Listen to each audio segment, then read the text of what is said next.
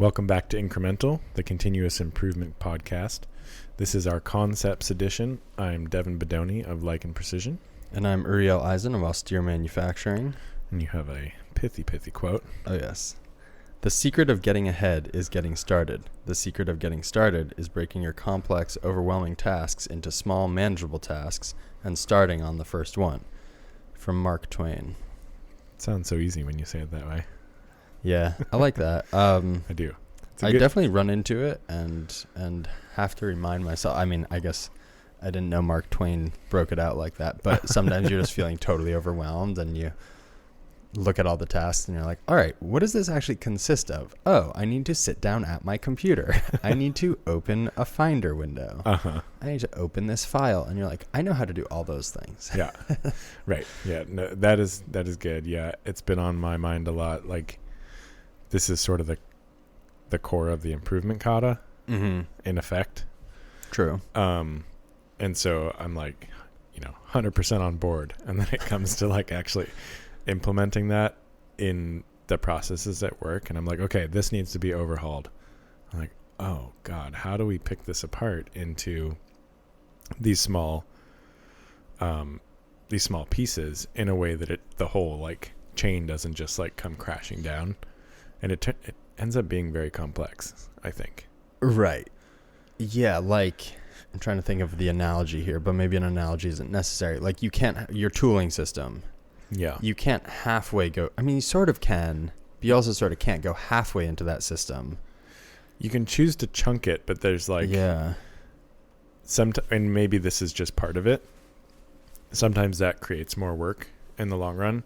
And perhaps that's just part of the trade-off for like reliability and good outcomes. Right. Like if you had done that, you would have maybe tweaked your numbering scheme before sinking a lot of time into a numbering scheme.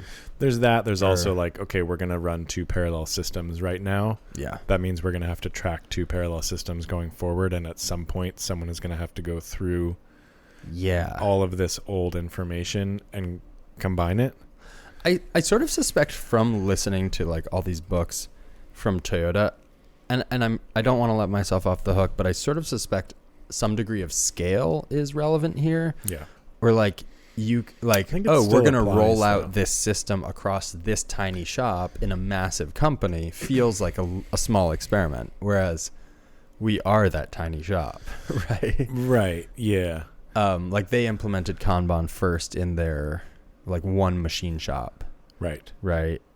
And that was their experiment. And then only after like a couple of years of running it, they spread it across the company. Yeah. I guess the part I'm kind of speaking to is like, so that's all well and good and sounds great. What I'm thinking about in this scenario is like, okay, so they figured it out in that machine shop. That's great. Huge win. They probably really dialed in the system. And then they were able to roll out a good system across the rest of the company. But the rest of the company had other systems in place that whole time that were continuing to exist and continuing to generate information and baggage. And so it's like, I think it's often tempting to say, let's roll it out all together so that everything is, of the same feather, so that we're not having to like recombine it later. I know you mean, I guess what I'm speaking to is like, there is a clear separation between your shop and my shop, right? Yeah, right.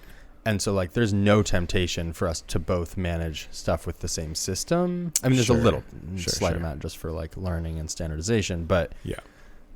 And so I suspect that in a large company, it would be fairly easy to not feel that because separate people are in charge of managing a thing. So they're not necessarily seeing two systems. That's true. So I just wonder if some of that advice is kind of like what they think about as a small experiment is our whole business.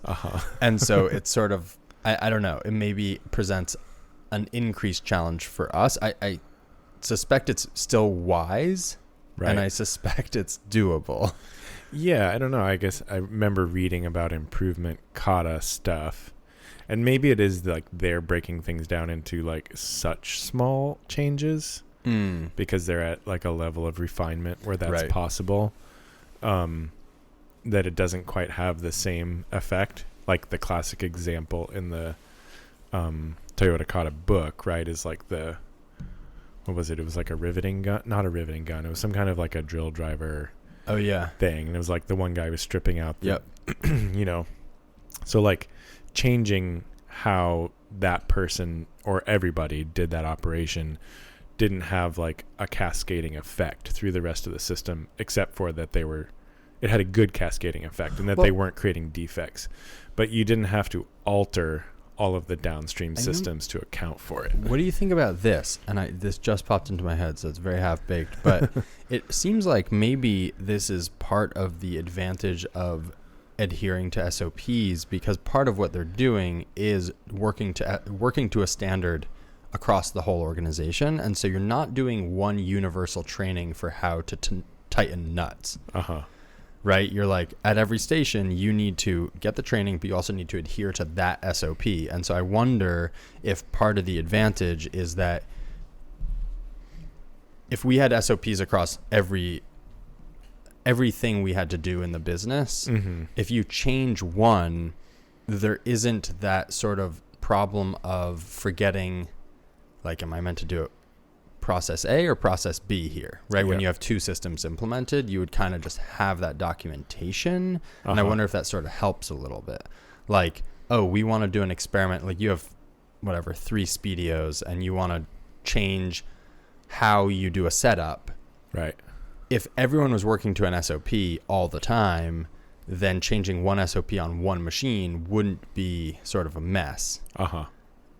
Because now I know for us, we sort of just have training vaguely, like, here's how we generally do setups. Yeah. And so if we had 2 machines, it would be very disruptive because we are sort of going on muscle memory and skill, which are bad. But that's how we're doing it right now. And, you know, our business runs. So yeah, I don't know. What do you think of that? I think that's true. Yeah. I think I'm thinking of my initial thought was something different, which actually just kind of came out of an example over the last few weeks in the shop. What is that? Of like trying to transition our job management system from the central board to like traveling with parts. Oh, interesting. And what have you found? Well, there was initial like hiccup of like, okay, so all of these things need to get attached to something. Where's all the somethings that we attach to? Like right? what? Like, I just needed more whiteboards because I had these two giant ones for a central system to like put everything in one place so you could see it. And as soon as I wanted to split it up, it was like, well, if I put one board here and one board on the other side of the shop, now we just have 2 disjointed central systems. So it was like, I need one here and then one here and then one in this spot. It's been sort of a crazy few weeks here, I think, for both of us. I'm not sure we got the update of going from central board to, what was the thinking behind that? Yeah, I think we've talked about it a bit, but sort of coming back to Kanban methodology of nothing travels without a Kanban. And they're not really Kanban. Like I said, we're in this weird job shop versioning of whatever. It seems like it's working. So it is working. I think it's more like taking that concept that things should not travel without documentation, and a reason, and a way to, or at the very least, a way to interact with whatever documentation exists for whatever it is that you're working on or moving or whatever the case may be. And so, yeah, initially we had this central board where it was great being able to look at the status of everything in the shop. But it was also a lot of walking back and forth to this board to update it and then check information and walking. Like the first place it kind of became highlighted is like, we'd be like, okay, these 10 work orders all need material ordered for them. What do we have on hand? Okay, I'm going to look at what this one is, walk over to the stock rack, check if it's there, walk back, look at the next one. Because you didn't really want to take them all with you, because then they'd lose their ordering and what machines they were assigned to and stuff like that. So that was the first highlight. Interesting. that like brought it to attention. And from that, we've kind of come to the concept of having the work orders travel with material, etc. Some things are still going to be staged on boards because they don't necessarily have a physical place. Like actually that's not true. Pretty much everything will end up with a physical place, but right now some things are still on a board. Okay. So that was just, as I was thinking through this, I was like, how do we chunk this out in a way that, right, like if you just explode the board, all of a sudden nobody knows what's happening in the shop. Right. Because you don't know where to go look. Like you haven't established any systems. Yeah. And so we kind of like broke the first half off as a separate thing. That was my attempt at doing this concept, as being like, I'm going to take the first chunk and put it over here by the stock rack, because now we have several steps still existing on a board, but at least they're closer to where you want to find them. That makes sense. Yeah.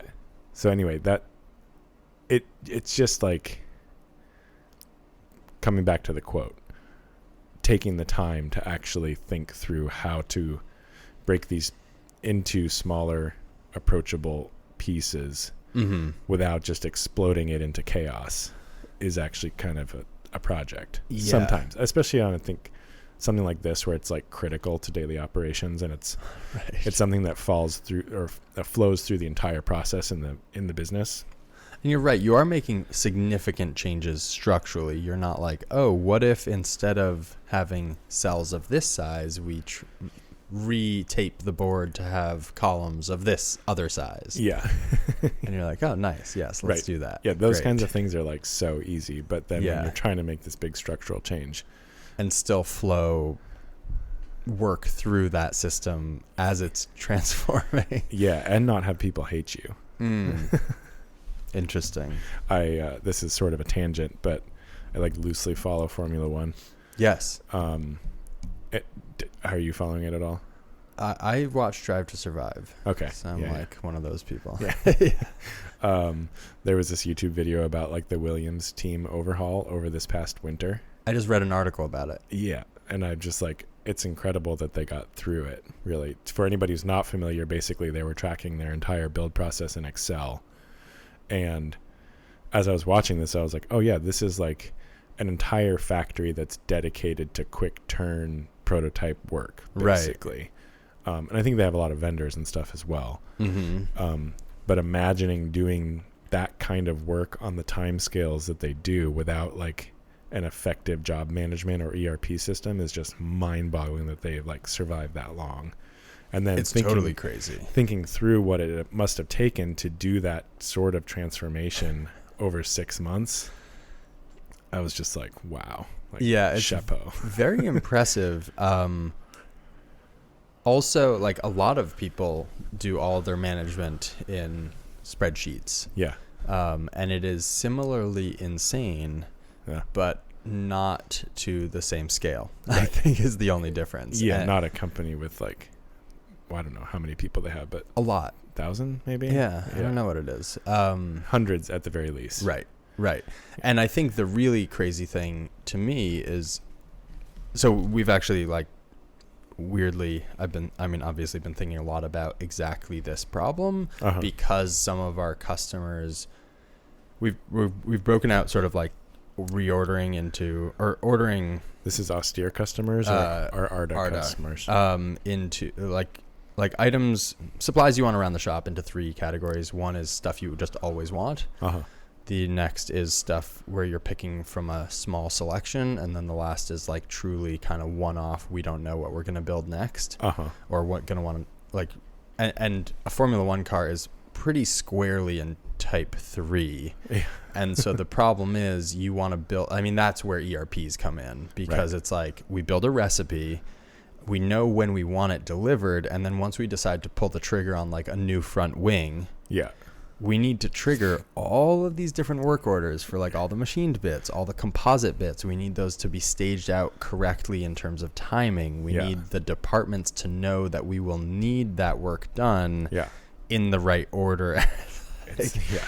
Can you imagine that on a spreadsheet? It would be insanity. It's mind-boggling. It really is. Yeah. I wonder what they ended up. The whole time I was watching the video, I was like, what software did they choose? I didn't realize there was a video. I'm going to go watch it. Yeah. I mean, it's probably, if you read the article, there's more content in that, I would guess, than like a 8-minute YouTube This didn't video. feel like a deep. Not a deep dive. No. They didn't say what it was, but okay. I'm sure it was some established enterprise software. SAP or Oracle or something. Probably. Yeah. Pretty wild. I know. It's impressive that they got a car on the track. Period. Yeah. Yeah.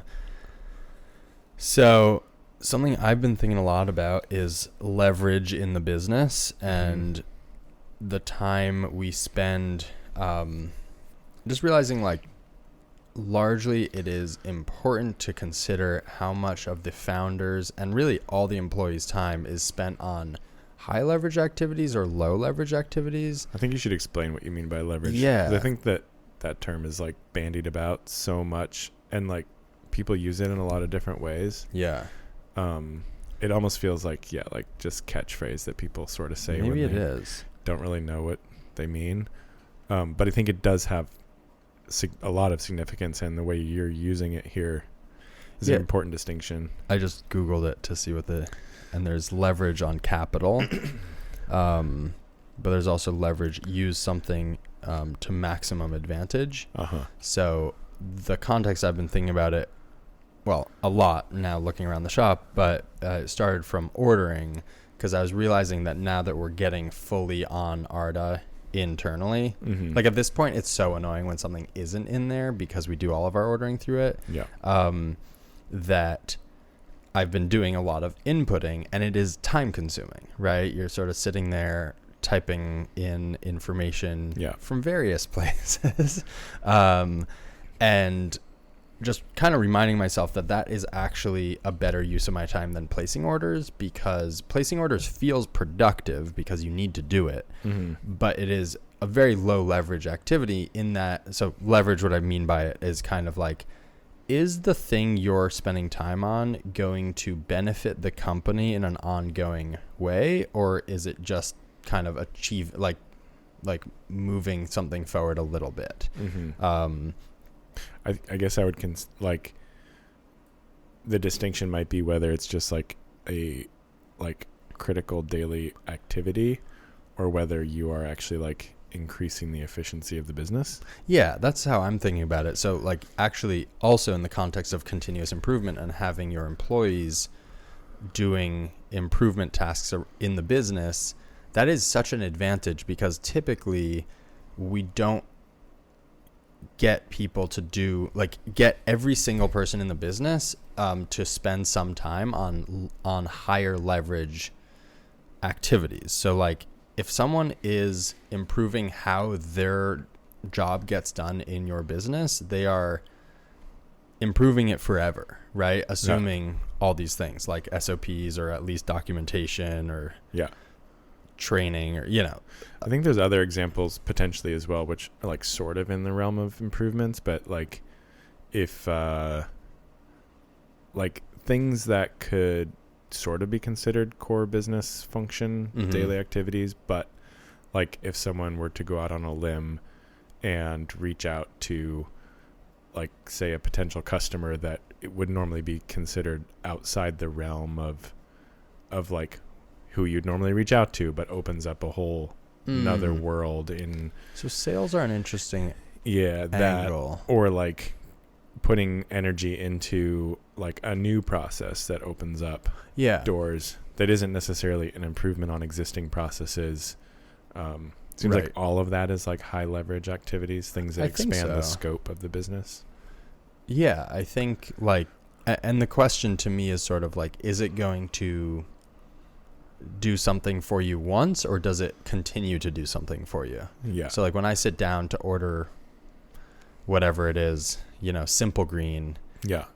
We need Simple Green. So that is great, right? We get the Simple Green because I ordered it, but that doesn't do anything for our ongoing need of Simple Green. Right. It's like we now get to, we have a bit, and then we'll use that up, and then we need to do it again. And so the more time, I think, especially founders and sort of like your key employees, I think it is worth considering how much time people are spending on like these higher leverage things versus just doing work. Mm-hmm. And I think we've talked about this so many times, but like firefighting sort of having good optics because like the company's in crisis. There's someone who is good on thinking on their feet and sort of pulls some nice solution right. Together last minute, and you get to ship the thing to the customer on time. Right. Is sort of the hero, but a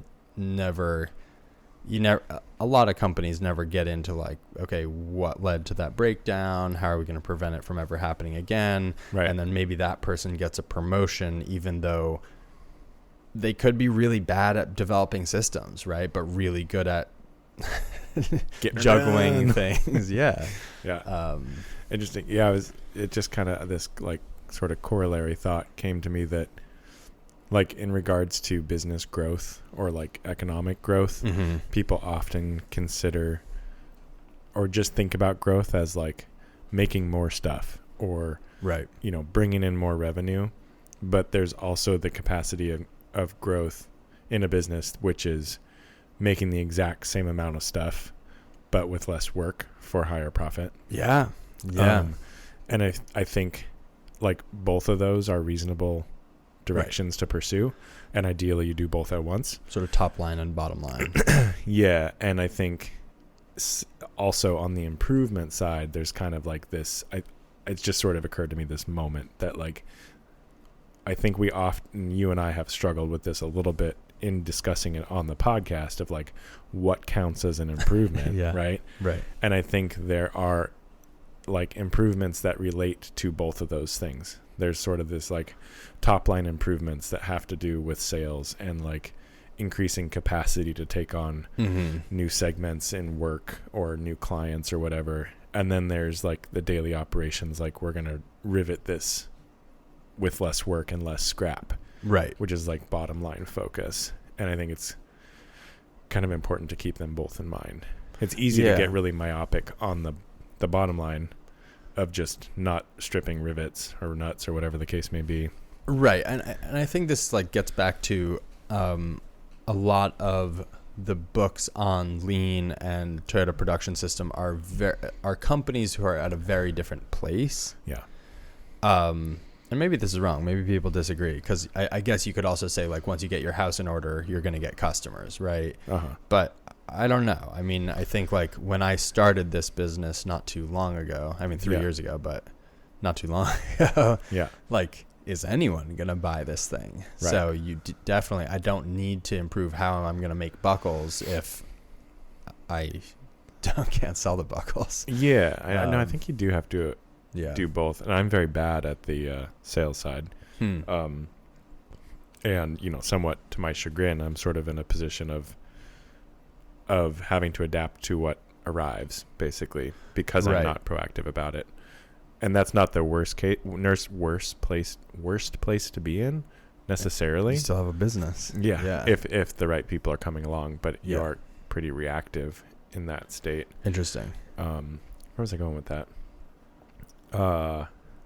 Just that, like, thinking back to Toyota, I think they are very good at both. There's so much focus in the lean world on their efficiency and their ability to, generate SOPs and like all of this stuff, right? Yeah. And like you kind of forget that like, oh yeah, they came out with the first like commercially viable hybrid car, right? That was the first, I think. So. The first that was like mass market and like you saw them around.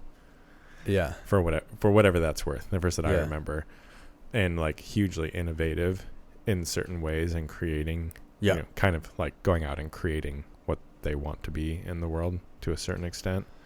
So I think it's good to not forget about that. I think that's a great point. Side of the equation. I think like to me something that I've been kind of pondering is like your P&L can't really tell where you got time from, right? Like, so I guess like this has been on my mind because a lot of people are sort of focusing on, we've talked about this, but like value add activities. Yeah. Sort of like, okay, we're paid to make parts. How can we make more parts faster? Right.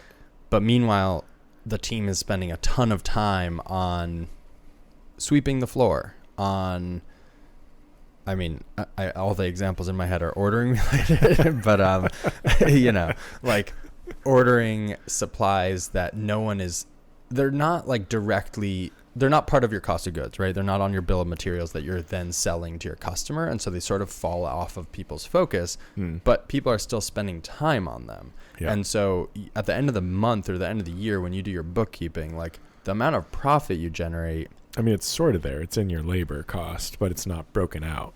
Exactly. Yeah. Yeah. It's sort of like expensed versus itemized kind of. Yeah. But it's just worth noting that having a like myopic focus on your on your processes is often the wrong move, because you should really just eliminate all of your non-value add activity. Again, like this is all stuff we've covered before. I don't know. It's still been in my head a lot because I guess I've been talking to a lot of companies, and then it feels like a lot of companies are really focused on the things they quote unquote do, instead of like on the whole picture of any amount of time anyone in the business is spending on anything is totally available for you to increase throughput.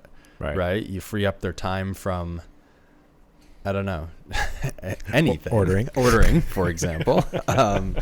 Like you just, you have a lot more time in the business to do the things you want to do. And as the founder, I think that's really important, is like, why did you get in? Like, what makes you uniquely good at running your business? Sure. And it's probably not, I don't know, ordering. No, I think it's probably like, it just occurred to me that really it's probably just like, is confirmation bias? No, what's the other one? It's just like survivorship. Is it survivorship bias? I don't know. Where you? It's just like you're the one who's been in the business the longest. So you just know the things just because you happen to have been there. It's not that you're good at it necessarily. Right. I mean, I think there's also some degree of like, it totally makes sense given a particular roadmap. Like, how did I get austere to this point? Well, it started with just me. Yeah. And when it's just me, I'm the one doing the ordering. Right. And then there needs to be some tipping point or some catastrophe or some, right? There needs to be some impetus to sort of re-examine all the things I'm doing. And oftentimes that is when a problem occurs. But I think the goal with continuous improvement and always looking at and examining what you're doing, hopefully you can kind of flag it. Well, the thing we brought up off air prior to was just that, like, it's high stakes. Right. Like if you run out of stuff, it really has a big effect. So I think most founders or whoever, you know, people running a business, they take it on because at the end of the day, it's sort of like the buck stops with them and they want to make sure that the buck doesn't stop. I think there's that. I think there's also the fact that most companies have not differentiated their types of supplies between like those three categories I mentioned. Yeah. And so it all feels very complicated and not something you can hand off. But the fact, you know, that example of like Shigeo Shingo at the end of a production line, and he was like, why don't you have a machine remove the parts from the scrap? And they're like, well, it didn't work 100%. And he's like, okay, great. Put the machine, we're going to have one person instead of two people. And now you've reduced your labor by half. And that one person is still necessary for now. I think similarly, like once you differentiate all of the category 1 items in your shop, it turns out that's like easily 50% of what you're ordering. But the perception is like, oh, I could never hand off ordering because you really need to have a deep understanding of the jobs we're doing and what's coming up and which lead times, like which vendors have which lead times and how much shipping is going to cost. And it's just very complicated. And it's like, let's pretend for a second that that's totally true. That's probably only true for like 20% of what you're ordering. And so maybe you should take care of 20% for now. But for the rest of it, you can kind of hand off. Anyway. Yeah, we're kind of dealing with that right now. Yeah. I mean, it's kind of an awesome realization once you like that you don't have to solve problems 100% of the way to make a big impact. Yeah. I think about that with equipment, with layout of the shop. Kind of like, well, if you're systemizing something, what if we systemize the 80% of the problem that fits comfortably in this new method? Yeah. And then we still handle 20% really with a lot more like time and bandwidth. Yeah. Yeah, totally. Anyway.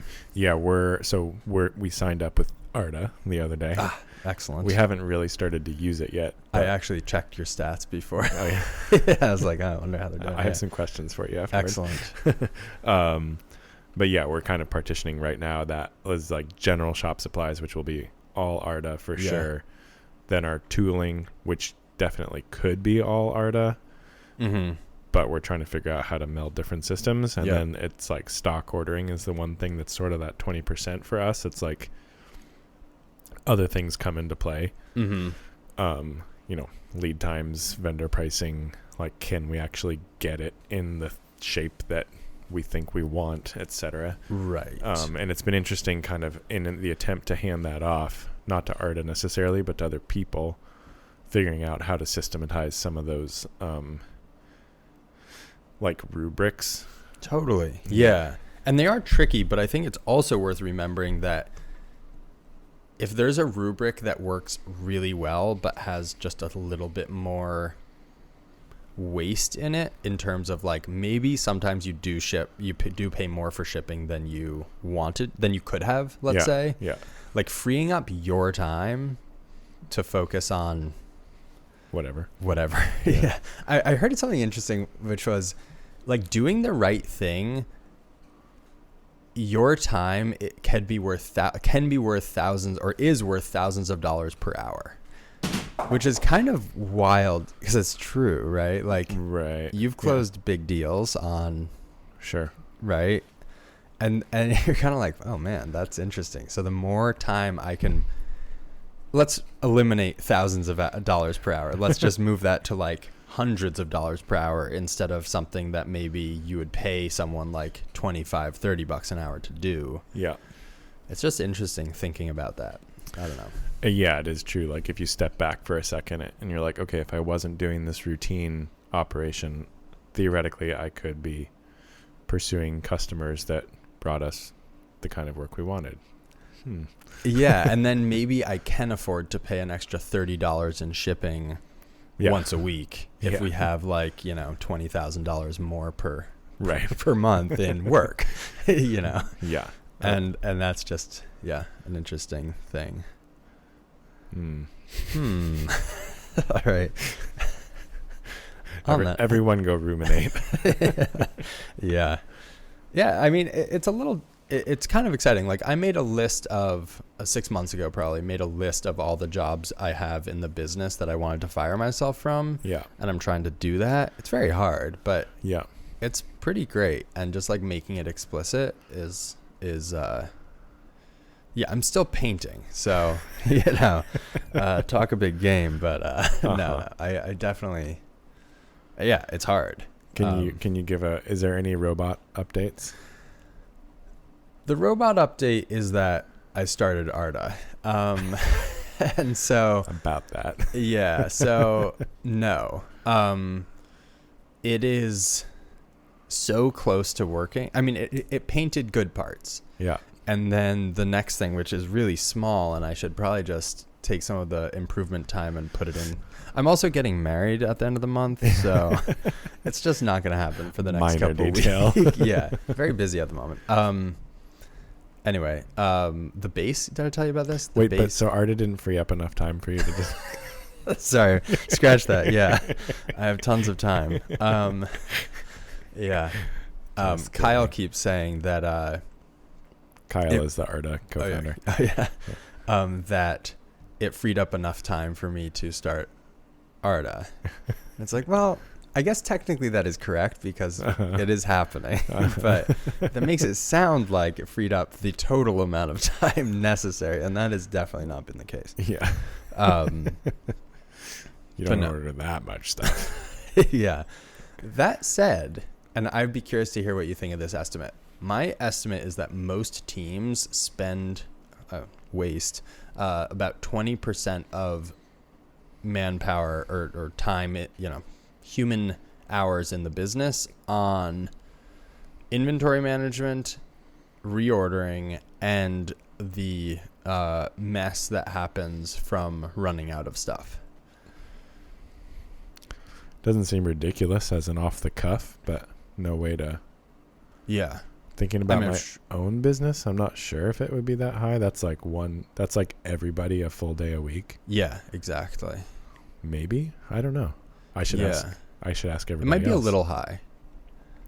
I bet there's a lot of businesses where that is absolutely the case, that are higher COGS. I've seen businesses where it's probably an underestimate, but right. Like my business is low on the. Well, I shouldn't say that. Well, it maybe is kind of low on the COGS scale, like cost of goods sold. Our expenses are in other places, and we don't order. Like what we order is expensive, but there's not that many different things of it. Yeah. So I think we're a little edge case. I think what I've seen from my business is that there's a lot of conversations that are essentially fall into the category of expediting because of not necessarily having the right thing at the right time. Mm-hmm.